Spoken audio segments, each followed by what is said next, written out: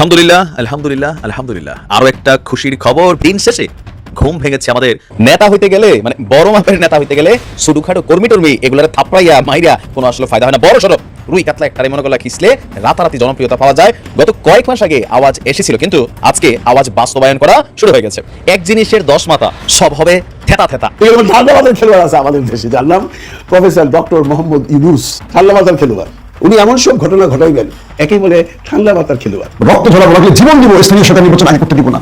আওয়ামী লীগের আমলে কথাগুলো কইছিল দাদা, আওয়ামী লীগ আমলে একেবারে হুঙ্কার হয়ে গেছে। একটা টিআরসেল মারলে তো মাঠে একজন বিএনপিকে দেখিনি, নেতা জুতার মতো রেখে পালাইছেন। এখন একেবারে সাহস বেড়ে গেছে। বরং আমি তো মনে করি ইউনুস সাহেবকে আরো কঠোর হওয়া উচিত। তিনি যেই দেশের নেতৃত্ব দিতে এসেছেন, এই দেশটা ইউরোপ, আমেরিকা, কানাডা নয়। এই দেশের মানুষ সেই দেশের কালচারের মতো অভ্যস্ত নয়। অর্থাৎ এই দেশে আপনি যার জন্য যে ট্রিটমেন্ট সেটা আপনাকে দেওয়া উচিত। আপনি দেশ একরকম ট্রিটমেন্ট দিবেন আর একরকম, এটা তো হতে পারে না। ধরা পড়ে গেছো তুমি রঙ্গিলা জালে। আবার 6 মাস পরে এসে এই রঙ্গিলা জালে একজন আজকে এরকম ধরা খেয়েছে, বাজার থেকে লঙ্গি খুলা পালাইয়া গেলে যে অবস্থা হয় সেই অবস্থায় একজন সাংবাদিক ধরা খেয়েছে। কার কাছে ধরা খেয়েছে? তাও ডাক্তার পিনাকি ভট্টাচার্যের কাছে ধরা খেয়েছে। আজকে একদম গুমুর ফাঁস করে দেবো। একটা গুরুত্বপূর্ণ তথ্য আছে, একদম প্রমাণ সহকারে কথা হবে, একদম প্রমাণ সহকারে। আসসালামু আলাইকুম প্রিয় দর্শক, বর্তমান সময়ের রাজনৈতিক প্রেক্ষাপট বা পরিস্থিতির উপর বিশ্লেষণ করে আপনাদের সামনে কিছু গুরুত্বপূর্ণ ভিডিও ফুটেজ নিয়ে হাজির হয়েছি। এমনকি দর্শক, আমি আশা করছি যারা ভিডিওটি অন করেছেন তারা সম্পূর্ণ ভিডিওটি মনোযোগ সহকারে দেখবেন, তাহলেই বুঝতে পারবেন ভিডিওর মূল রহস্য বা আসল ঘটনাগুলো। তো প্রিয় দর্শক, আমি আর বেশি কথা বাড়াতে চাই না, চলুন দেখে আসি আজকের সেই কাঙ্ক্ষিত ভিডিওগুলো। তবে তার আগে বলি, যারা এখনও চ্যানেলটি সাবস্ক্রাইব করেননি তারা চ্যানেলটি সাবস্ক্রাইব করে পাশে থাকা বেল আইকনটি বাজিয়ে দেবেন। আর যারা ইতিমধ্যে সাবস্ক্রাইব করে রেখেছেন তাদেরকে অসংখ্য ধন্যবাদ। তো চলুন দর্শক, একটা লাইক দিয়ে আমরা ধারাবাহিকভাবে সকল ভিডিওর বিস্তারিত আলোচনা দেখে আসি। বাংলাদেশকে একটা বড় রকম ঝাঁকুনি দিতে চাইছে শত্রুরা, কিন্তু বাংলাদেশ এই ঝাঁকুনি মোকাবেলা করতে কতটুকু প্রস্তুত? এর মধ্যে আমাদের নতুন দল জাতীয় নাগরিক পার্টিকে আমরা দেখলাম, এর মধ্যেই আমরা দেখলাম বিএনপি জামাতের মধ্যে প্রতিদ্বন্দ্বিতা, কাদা ছড়াছড়ি, লড়াই, এবং এর মধ্যে আমরা দেখলাম বাংলাদেশে বিভিন্ন ফরম্যাটে রাষ্ট্রকে ব্যতিব্যস্ত রাখার জন্য ভেতর থেকে নানান রকম কি বলবো দাবি আদায় গ্রুপ মাঠে নামছে। তো এরই মধ্য দিয়ে সর্বশেষ যে বার্তাগুলো আমাদের কাছে আসছে, বলা হচ্ছে একটি বিদেশি এজেন্সি প্রফেসর ইউনুস সরকারকে ব্যর্থ করতে তারা ABCD এরকম কয়েকটা ফরম্যাটে কাজ শুরু করেছে।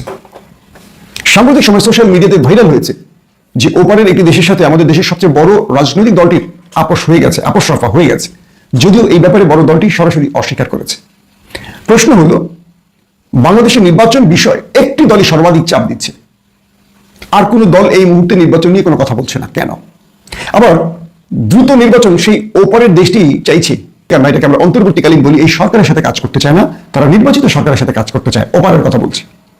এবং তারপরই আমরা দেখলাম সবচেয়ে বড় দলটি সকাল আর বিকাল নির্বাচন শব্দটাই শুধু উচ্চারণ করেছে। তারা 2000 ছাত্রের যে প্রাণ গেল এর বিচার চায়নি, 20,000-এর অধিক যে আহত হলো তাদের বিচার চাইছে না, এবং রাষ্ট্রের ভেতরে পুলিশ আমলা সহ ফ্যাসিস্টদের যে দোষর তাদের গ্রেফতার, তাদের বিচার, এগুলো সেই বড় দলটি খুব জোরে সোরে চাইছে, মামুলি আকারে চাইছে, বা কিছু বিচ্ছিন্নভাবে তারা চাইছে। কিন্তু বড় ফ্রেমে তারা এটা চাচ্ছে না, তারা শুধু একটা জিনিসই চাচ্ছে, নির্বাচন। প্রশ্নটা হলো, এই দেশে নির্বাচন কি সকল সমস্যার সমাধান? গত 54 বছরে এই দেশে যে দলই ছিল নির্বাচন করেছে 5 বছর অন্তর অন্তর। নির্বাচন কিন্তু বন্ধ হয়নি বাংলাদেশে, কেবল এরশাদের আমলটুকু ছাড়া। তো আমরা যদি বলি যে এই দেশে প্রকৃত অর্থে যে দলই, বিএনপি আসুক আর আওয়ামী লীগ আসুক, কখনো মানুষ সঠিকভাবে ভোট দিতে পারবে না, তাহলে নির্বাচন কি করে সমাধান? কি করে জনগণের সরকার বলা হয় যে জনগণ ভোট দিয়ে কখনো সরকার গঠন করতে পারে না? তার মানে আমাদের সিস্টেম পরিবর্তন খুব জরুরি, সংস্কার খুব জরুরি। এই সংস্কারগুলোর দিকে এখনো আমরা আগাতে পারছি না। এই সরকার প্রায় 7 মাসে পা দিয়েছে, এখন পর্যন্ত বড় কোনো সংস্কার বাস্তবায়ন হতে দেখিনি। দেখেছি কি আমরা সংস্কার প্রস্তাবনা, কিন্তু বাস্তবায়ন কতদিনে হবে এটার কোনো রোড ম্যাপ আমরা দেখছি না, এটার কোনো আলোচনা আমরা দেখছি না। জানি না এটা কত সময় তারা ঠেলে নিতে চাইছে। একদিকে বিএনপি টেনশনে আছে সরকারের স্লো গতির জন্য। এই সরকার আদৌ কি নির্বাচন দেবে?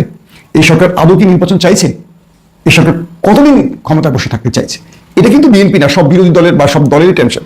আবার এই সরকারকে কোনোভাবেই, যত বড় কথাই বলুক, বড় দলগুলো সাহায্য করছে না। ভালো করে খেয়াল করবেন, একেবারে সাহায্য করছে না, তাদেরকে ব্যর্থ দেখতে চাইছে। মুখে বলছে না এই সরকার ব্যর্থ হলে আন্দোলন ব্যর্থ হবে, এটা কিন্তু তারা বলছে, কিন্তু সরকারকে তারাই আবার ব্যর্থ করছে। এটাও আমরা মোটামুটি বুঝতে পারছি। এখন বিষয়টা হলো, এই সুযোগগুলো বা এই কাজগুলো আসলে কেন হচ্ছে? আমরা মনে করছি এই কাজগুলো বিএনপি করছে, এই কাজগুলো জামাত করছে, আমরা মনে করছি আসলে এই কাজগুলো নেপথ্য থেকে করানো হচ্ছে। আপনারা যদি মানেন আর না মানেন, এই কাজগুলো নেপথ্য থেকে করানো হচ্ছে। এক, বিএনপিকে চাপ দেওয়া হয়েছে নেপথ্য থেকে যে তুমি দ্রুত নির্বাচন চাও, তুমি প্রেসিডেন্টকে সরাতে পারবে না বা সরাতে দেবে না, প্রোক্লেমেশন বাস্তবায়ন করতে দেবে না, জুলাই ঘোষণাপত্র বাস্তবায়ন হতে দেবে না, তুমি এটা করতে দেবে না, এটা করতে দেবে না, এটা করতে দেবে না। এবং বিএনপিকে যে প্রেসক্রিপশন দিয়েছে, বিএনপি সেই প্রেসক্রিপশনই এগুচ্ছে। বিপ্লবের পর বিএনপি সকল ক্ষেত্রে না না না না করে গেছে, শুধু একটা জায়গায় হ্যাঁ, নির্বাচন চাই। দ্বিতীয়ত, জামায়াত ভারত প্রশ্নে নমনীয় হয়ে গেছে। ভারতের প্রশ্নে জামাতকে এখন সুর নরম করতে দেখেছি। কারণ কি? ওই যে ওপার থেকে প্রেসক্রিপশন আসছে, বাংলাদেশের প্রত্যেকটা রাজনৈতিক দল মনে করে ওপারের সহযোগিতা ছাড়া কেউ ক্ষমতায় থাকতেও পারবে না, বসতেও পারবে না। তাই ওপারকে ম্যানেজ করার জন্যই জামাতের নমনীয়তা আর বিএনপির জি হুজুর অবস্থান। এখন প্রশ্ন হলো, তাহলে এই যে জীবন দেয়া, এই যে ফ্যাসিস্ট মুক্ত করা, এই যে বিপ্লব, এর অর্থ কি? এর অর্থ হলো বাংলাদেশকে ফ্যাসিস্ট মুক্ত করা গেলেও বর্গী মুক্ত করা যায়নি। এখন আমাদের যেই সরকারি আসবে, আমি বিশ্বাস করি ঠিক আগের অবস্থায় থাকবে। আবারও আওয়ামী লীগ এই দেশে আসবে, আওয়ামী লীগ রাজনীতি করবে, কারণ বিএনপি বলছে জনগণের সিদ্ধান্ত নেওয়ার মালিক। আমার প্রশ্ন হলো, আওয়ামী লীগকে যে দেশ ছাড়া করেছে, হাসিনা যে দেশ ছেড়েছে, আর সকল নেতারা যে পালিয়েছে, এটা কি জনগণের সিদ্ধান্ত না? 5 আগস্ট দেশে যা কিছু ঘটেছে, এটা কি জনগণের সিদ্ধান্ত না? তাহলে বিএনপি কোন জনগণের কথা বলছেন? জনগণ কিভাবে সিদ্ধান্ত নেবে? আমি বিশ্বাস করি জুলাই বিপ্লব, 5 আগস্ট, এই প্রত্যেকটি ছিল জনগণের সিদ্ধান্ত। তারা এই দেশ থেকে ফ্যাসিস্টকে তাড়িয়েছে। এরপরে যারা এই দেশে ফ্যাসিস্টকে আবারও রাজনীতি করার সুযোগ দিবে, তারাও ফ্যাসিস্টের অনুসারী হিসেবে এই দেশ ছাড়া হবে। লিখে রাখেন কাগজে কলমে। এবং আমরা বলবো, যারা ফ্যাসিস্টকে রাজনীতি করার সুযোগ দিবে, তাদের বিরুদ্ধে আমাদের এখনই মাঠে নামতে হবে, সেটা বিএনপি হোক আর জামাত হোক। আপনারা যত বড় দলই মনে করেন, আওয়ামী লীগের চেয়ে শক্তিশালী ছিলেন না, কারণ আওয়ামী লীগের পাশে দানব ভারত দাঁড়িয়েছিল। তাকে আমাদের ছাত্ররা 34 দিনে বিদায় করেছে। আপনাদের জন্য বলি, আপনাদের যে নেতাকর্মীরা, এরা কিন্তু খুব সুযোগ সন্ধানী। ক্ষমতার আসনে যখন বসে বা ক্ষমতার আমলে বিএনপি সবচেয়ে বড় শক্তিশালী দল, আর বিরোধী দলে বিএনপিটা ইঁদুরের দল হয়। এটা কিন্তু জানেন আপনারা, আমরাও জানি। আওয়ামী লীগ কিন্তু মাঠে মোটামুটি শক্তিশালী। সেই আওয়ামী লীগ পালিয়ে গেছে এই বিপ্লবে। জামাত এবং বিএনপিকে বলছে, যারাই ভারতের অনুকম্পা গ্রহণ করবেন বা ভারতের প্রেসক্রিপশন বাস্তবায়ন করতে চাবেন, আপনাদের তাড়াতাড়ি আমরা চোখ বন্ধ করবো, আর চোখ মেরে দেবো আপনারা নিয়ে হয়ে গেছেন। ডক্টর মোহাম্মদ ইউনূসকে অনেকে ভাবে যে তিনি আসলে রাজনীতি বোঝেন না। তিনি যে বোঝেন, এটা বাংলাদেশের জনগণ এখন অনেকেই বোঝে। কেউ কেউ বলেন আবার ডক্টর ইউনূস কি ফিডার খান, যে তিনি রাজনীতি বোঝেন না। কি মনে হয় আপনার? বিশ্বে সারা দুনিয়াটা চড়াইয়া খাওয়া একজন ব্যক্তি, নোবেল পাইছেন, ব্যবসা জীবনে যথেষ্ট সফল, সারা পৃথিবী তারে এই ব্যবসার জন্য ডাইকানে। তার যে অদ্ভুত থিওরি আছে, মানে এই টাকা দিয়ে কিভাবে টাকা বানানোর থিওরি বা জিরো কার্বন থিওরি, এই যে নানান থিওরি এত কিছু রাখে, আর বাংলাদেশের রাজনীতিবিদের মনের কথা তিনি বোঝেন না। আজকে জনাব তারেক রহমানকে একটা খোঁচা দিয়েছেন জনাব ইউনূস। খোঁচারা কথা দিয়েছেন, দেখেন সাম্প্রতিক সময় বিবিসিকে দেওয়া একটা সাক্ষাৎকার, এটা অনেক কিছু বাংলাদেশের গণমাধ্যম প্রকাশ করে নাই, শুধুমাত্র বিবিসি থেকে আপনারা এটা দেখলেই বুঝবেন। ওনাকে বলা হয়েছে যে এই যে রাজনৈতিক দলগুলো, বিশেষ করে বিএনপি, তারা বলছে যে জনগণ এই সরকারের উপর আস্থা হারাচ্ছে। তো বিষয়টাকে ডক্টর ইউনূস কিভাবে দেখছে বিএনপির বক্তব্যটা? তো তিনি বলছেন যে জনাব তারেক রহমানের বক্তব্যটা এখানে আনা হয়েছে। বিবিসি যিনি সাংবাদিক ছিলেন, যে তারেক রহমান বললেন যে এই সরকারের উপর জনগণ আস্থা হারাচ্ছে। তো ডক্টর ইউনূস বললেন যে উনি হারাচ্ছেন নাকি, মানে উনি হারাইছেন? প্রশ্নটা কই মারছে উত্তরটা বুঝছেন না, যে উনি হারাইছেন কিনা। তো জনগণ ওনার উপর আস্থা আছে। ইভেন তিনি বলছেন যে আমার সাথে যখন এই রাজনৈতিক দলগুলোর বৈঠক হয়, কই সেখানে তো কেউ বলে না যে আমার উপর আস্থা হারাচ্ছে। কারণ বিষয়টা বুঝতে পারছেন যে কোথায় একটা টাস করে গুতা মারছে। মানে ঠান্ডা মাথায় পলিটিক্স কারে বলে আস্তে আস্তে ডক্টর ইউনূস কিন্তু দেখাচ্ছে। স্টার্টিংয়ে একটু ঝামেলা ছিল, বাট রাইট নাও তিনি আস্তে আস্তে কিন্তু রাজনৈতিক দলগুলোকে কিভাবে মানে শাল্টিং দেওয়া লাগে, বোল্টিং দেওয়া লাগে, সেটা কিন্তু আস্তে আস্তে তিনি রপ্ত করে ফেলেছেন। তো ডক্টর মোহাম্মদ ইউনূসের সাথে এই মুহূর্তে রাজনৈতিক দলগুলোর মধ্যে শুধুমাত্র জামাত ইসলাম ছাড়া আর বাকি যেই দলগুলো আছে, আওয়ামী লীগের তো অবস্থা 12টাই, জাতীয় পার্টির অবস্থা 12টা, বিএনপি নেতাকর্মীরা, আপনারা তাদের পোস্টার্স দেখবেন, কমেন্টে দেখবেন, মানে গেল 6 মাস আগেও ডক্টর ইউনূসের প্রতি আওয়ামী লীগের যে মনোভাব ছিল, অথবা ওনার ইস্যুতে বক্তব্যগুলো দেওয়া সাহস হতো, কারণ তখন তিনি জাতীয় পর্যায়ে ওরকম কেউ ছিলেন না।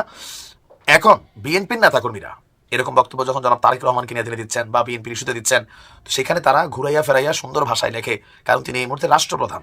যদি না হইতেন তাহলে আওয়ামী লীগের ভাষায়, যেমন শেখ হাসিনা যেমন নানান ধরনের শব্দ বিশেষণ প্রয়োগ করতো, ছাত্রলীগ, যুবলীগ, বা আমাদের হুজুররাও, আজকাল হুজুরদেরও ভাষা বদলাই গেছে। এই হচ্ছে বাংলাদেশ, এখানে ইমান, আমল, ধর্ম এগুলো সিজনাল বদলাই যায়।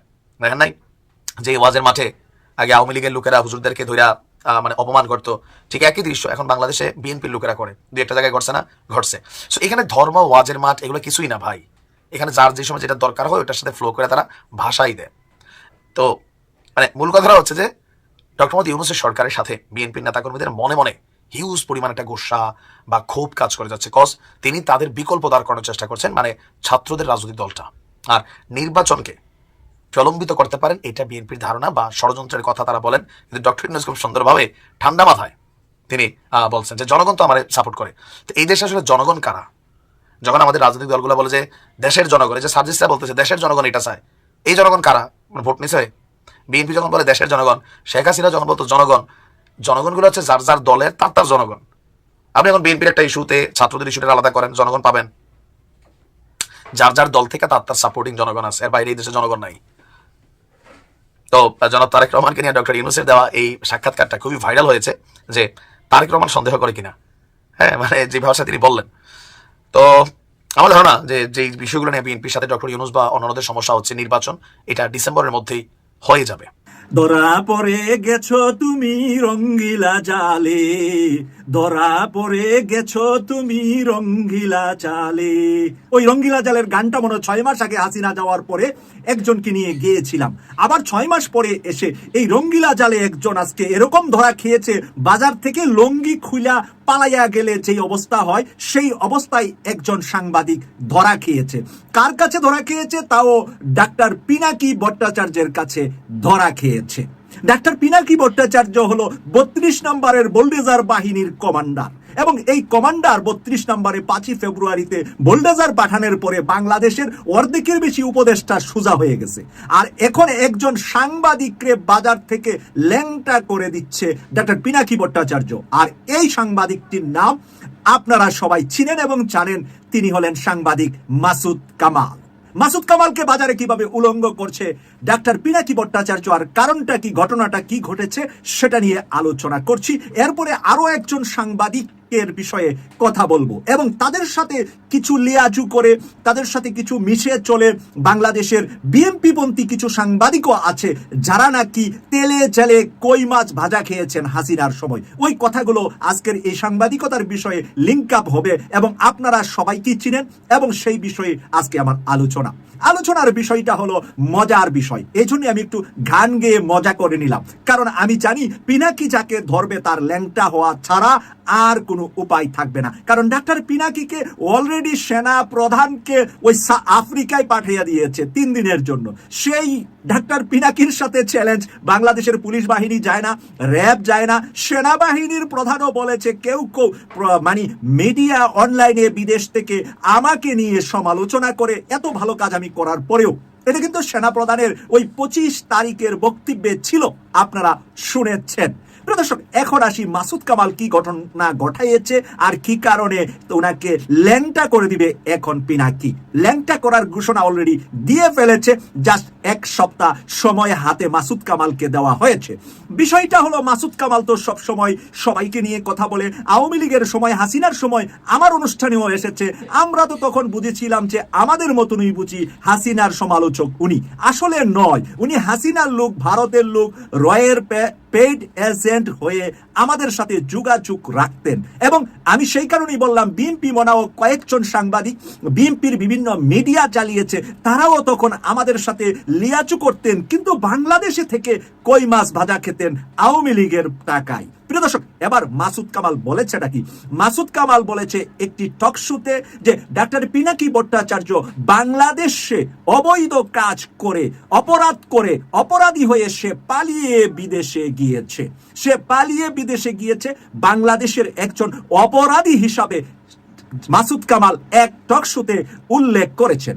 এই কথা পিনাকি ভট্টাচার্যের কাছে সাথে সাথে চলে গিয়েছে, এবং পিনাকি ভট্টাচার্য মাসুদ কামালকে 1 সপ্তাহ সময় দিয়েছে যে কোন আদালতে, কোন মামলায়, কোন জায়গায় আমার অপরাধ আছে, অপরাধের নথিপত্রগুলা তুমি প্রকাশ করো, সময় 1 সপ্তাহ। আর যদি প্রকাশ করতে না পারো তাহলে তুমি জাতির কাছে আবার টিভি টক শোতে গিয়ে আমার কাছে ক্ষমা চাও। যদি তুমি নথিপত্র না দিতে পারো, প্রমাণ না দিতে পারো ডাক্তার পিনাকি ভট্টাচার্য বাংলাদেশের একজন অপরাধী পালিয়ে ফ্রান্স এসেছে, তাহলে তুমি ক্ষমা চাও। দুটার একটাও যদি না করো, সময় 1 সপ্তাহ।